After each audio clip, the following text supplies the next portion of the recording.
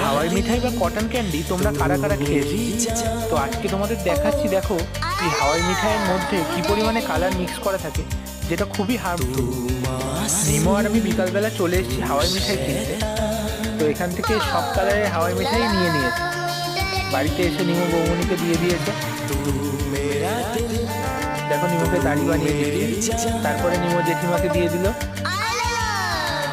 আর এখানে দাদা খাচ্ছে।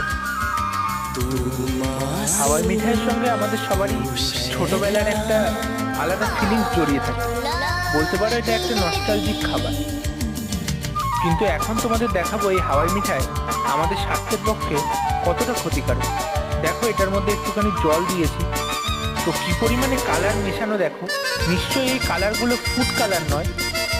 বাচ্চাদের বায়নার কারণে যদি কিনে দিতেই হয় তবে অবশ্যই সাদা রঙের কিনে দেওয়ার চেষ্টা করো।